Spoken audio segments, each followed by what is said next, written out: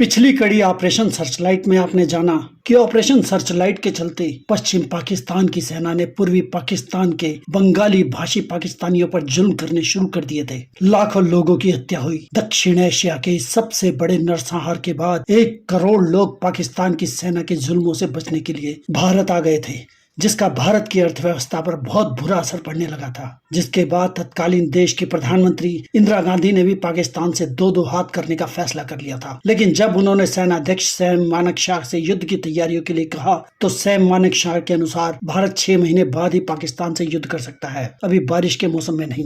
इस मौसम में तो पूर्वी पाकिस्तान में उनके टैंक तो क्या, गाड़ियां भी कुछ दूर नहीं जा सकती। इंदिरा गांधी ने उनकी सलाह मान ली और वो खुद और उनके राजनीतिक सिपहसालार अपनी लड़ाई पर निकल पड़े। ये पूरी कहानी आप डिटेल में मेरे पिछले वीडियो ऑपरेशन सर्चलाइट में भी देख सकते हैं, जिसका लिंक आपको इस वीडियो के डिस्क्रिप्शन में भी मिल जाएगा।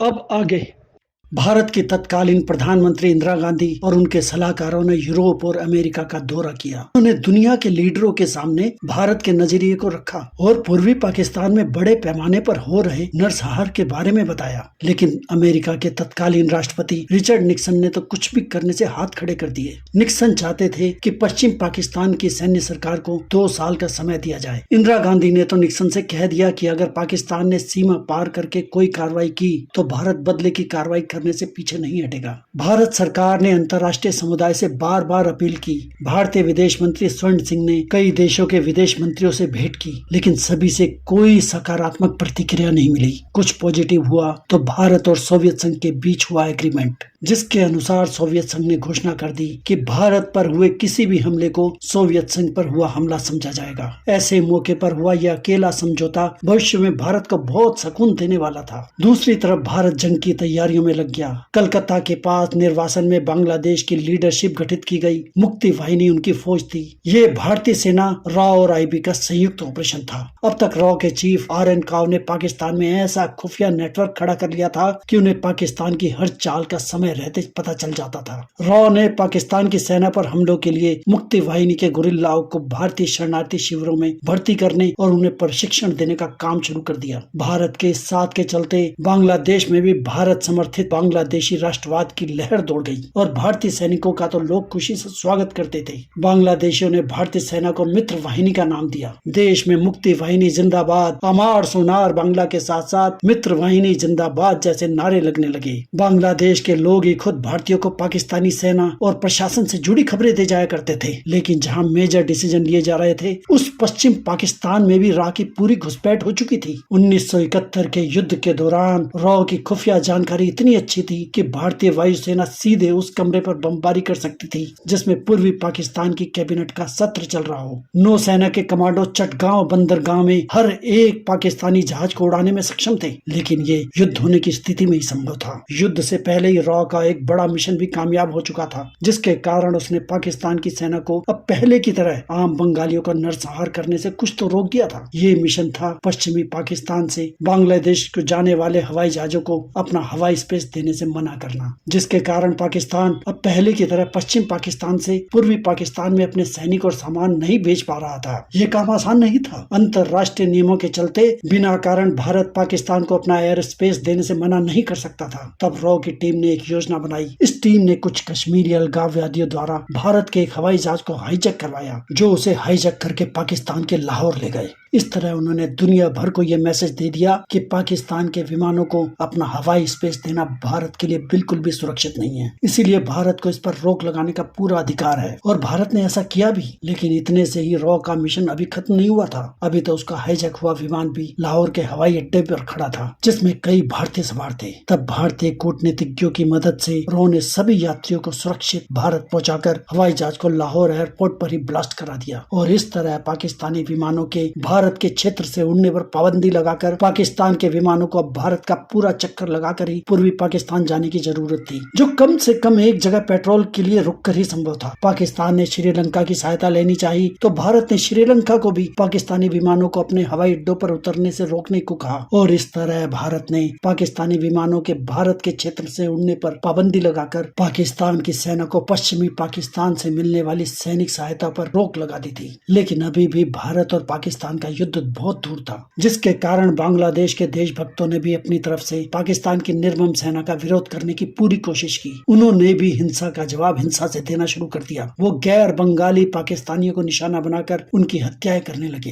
पाकिस्तान के राष्ट्रभक्त बंगाली पाकिस्तानी अधिकारियों की गाड़ियों में बम लगाकर हत्याएं करने तथा सरकारी सचिवालयों में बड़े अधिकारियों को अपना निशाना बनाने में लगे थे। पाकिस्तान ने इसका आरोप भारत सरकार पर लगाकर यह फैलाना शुरू कर दिया कि पूर्वी पाकिस्तान में हो रहे विरोध का कारण भारत है, जिसके बाद पूरे पाकिस्तान में भारत के खिलाफ एक संगठित प्रचार अभियान शुरू हो गया और गाड़ियों के पीछे क्रश इंडिया जैसे स्टिकर नजर आने लगे। सितंबर में ये अभियान रावलपिंडी, इस्लामाबाद एवं लाहौर से आरंभ होते हुए शीघ्र ही पूरे पश्चिमी पाकिस्तान में फैल गया। तो अक्टूबर में शेख मुजीबुर रहमान के लिए हैंग द ट्रेटर यानी देशद्रोही को फांसी दो जैसे स्टिकर भी दिखाई देने लगे और दिसंबर के अंत तक कुछ कट्टरपंथी प्रिंट मीडिया में जिहाद जैसे लेख छपने शुरू हो गए ताकि ज्यादा से ज्यादा लोग पाकिस्तान की सेना में भर्ती हो सके। अब भारत और पाकिस्तान दोनों देशों के बीच युद्ध साफ नजर आने लगा था। 23 सितंबर को पाकिस्तानी राष्ट्रपति यहिया खान ने पूरे पाकिस्तान में आपातकाल की घोषणा कर दी तथा अपने लोगों को युद्ध के लिए तैयार रहने का आह्वान किया।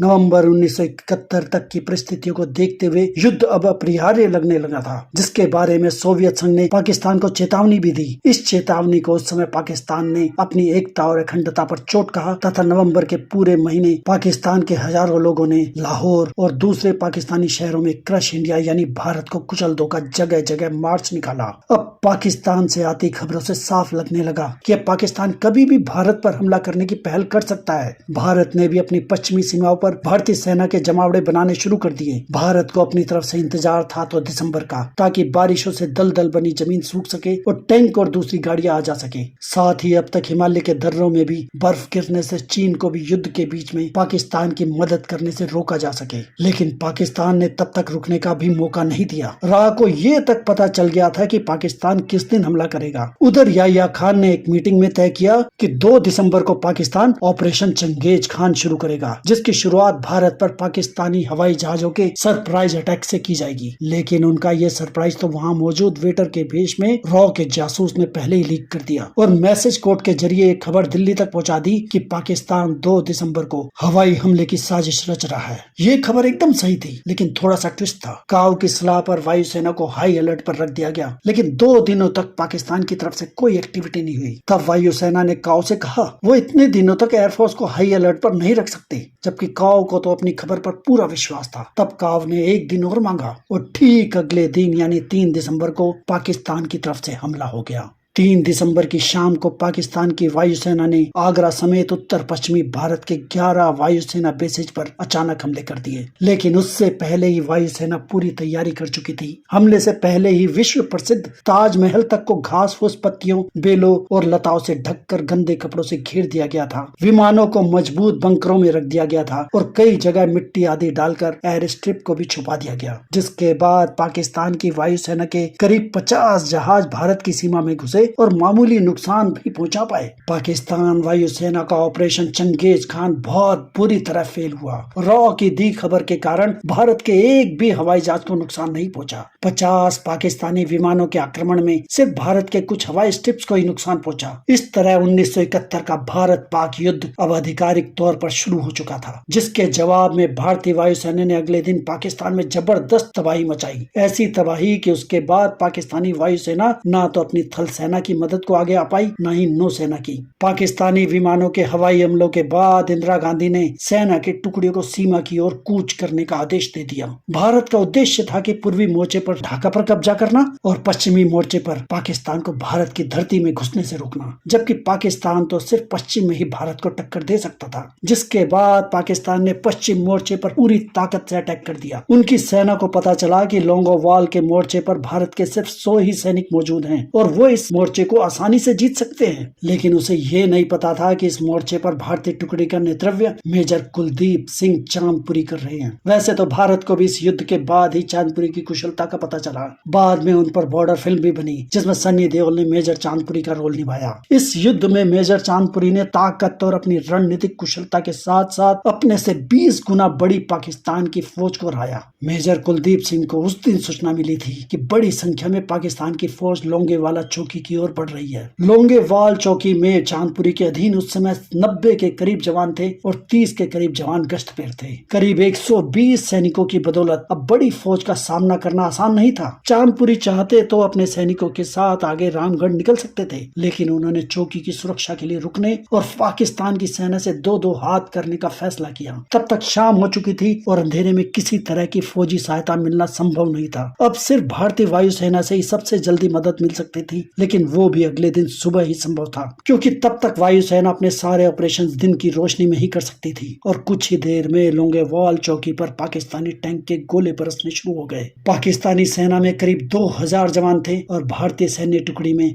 मुश्किल से 120। फिर भी उनका हौसला मजबूत था। तभी पाकिस्तान के सेना के टैंक कुछ ही दूर आकर रुक गए। भारतीय सेना ने जगह जगह ऐसे निशान छोड़ दिए थे जिसे पाकिस्तान की सेना बारूदी सुरंग समझे। एक तो अंधेरा, उस पर बारूदी सुरंगों के खौफ ने ही पाकिस्तान की सेना के बढ़ते कदमों को धीमा कर दिया। मेजर चांदपुरी ने अब तक अपनी टुकड़ी को वहां मौजूद अलग अलग ऊंची जगहों पर पोस्ट कर दिया था। उसके बाद जब भारतीय सैनिकों ने अलग अलग जगहों से और जीप पर लगी रिकाइलस राइफल और मोर्टार से जवाबी फायरिंग शुरू की, तो पाकिस्तान की सेना को यही लगा कि उनका सामना भारत की एक बड़ी सेना से ही है, न कि सिर्फ 100 सैनिकों से। ये इतनी दमदार कार्रवाई थी कि पाकिस्तानी सेना के कदम वहीं रुक गए। पाकिस्तानी सैनिकों का इरादा रामगढ़ होते हुए जैसलमेर तक पहुंचना था, लेकिन आगे बढ़ना तो दूर, उनको पीछे हटना पड़ गया। रात भर मुट्ठी भर भारतीय सैनिकों ने पाकिस्तान का डटकर मुकाबला किया। अगले दिन 5 दिसंबर 1971 को सुबह सूरज निकलने के साथ ही भारतीय सैनिकों की मदद में वायुसेना वहां पहुंच गई। भारतीय वायुसेना के विमान पाकिस्तानी टैंकों और फौजियों पर कहर बनकर टूट पड़े। पाकिस्तानी फौज उल्टे पांव भागने को मजबूर हो गई। इस युद्ध में पाकिस्तान के 12 टैंक तबाह हो गए। पाकिस्तानी फौज उल्टे पांव भागने को मजबूर हो गई और इन 120 भारतीय सैनिकों ने पाकिस्तानी सैनिकों को 8 किलोमीटर दूर तक खदेड़ दिया।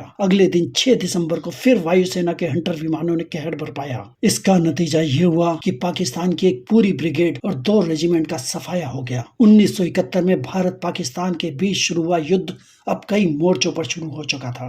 जल, थल, नभ के साथ छद्म युद्ध भी। इस युद्ध में भारतीय नौसेना ने जो कारनामा किया था उसे सदियों तक याद किया जाता रहेगा। 1971 के युद्ध में पाकिस्तान की सेना को घुटने टेकने पर मजबूर करने में एक महत्वपूर्ण भूमिका भारतीय नौसेना के जवानों और युद्धपोतों ने निभाई थी। ऐसा पहली बार हुआ था जब भारतीय नौसेना पहली बार किसी युद्ध में सीधे तौर पर उतरी थी। पश्चिम पाकिस्तान से पूर्वी पाकिस्तान तक पहुंचने का रास्ता तो रॉ और भारतीय नौसेना पहले ही बंद कर चुकी थी। पूर्वी पाकिस्तान के नीचे समुद्र में भारतीय विमान वाहक पोत विराट से भारतीय विमान उड़ान भरकर पूर्वी पाकिस्तान पर आक्रमण कर रहे थे। पाकिस्तान को कोई अंदाजा नहीं था कि भारत की सेना समुद्र के रास्ते भी उन पर नया मोर्चा खोल देगी। जिसके बाद पाकिस्तान ने प्लान बनाया कि गाजी, हैंगोर और मंगरोल नाम की जो पाकिस्तान की 3 पनडुब्बियां भारतीय तट के करीब थी, उनके जरिए भारत के विमान वाहक पोत विराट और विशाखापट्टनम बंदरगाह को उड़ा दिया जाए, क्योंकि यहीं से पूर्वी पाकिस्तान के लिए भारतीय सेना को मदद पहुंच रही थी। लेकिन अब तक रा याह्या के ऑफिस ही नहीं बल्कि घर तक पहुंच चुकी थी। रॉ की एक बहुत ही काबिल एजेंट याह्या खान के बच्चों को ट्यूशन पढ़ाने उसके घर जाया करती थी। ये एजेंट ISI के चीफ की बहू भी थी,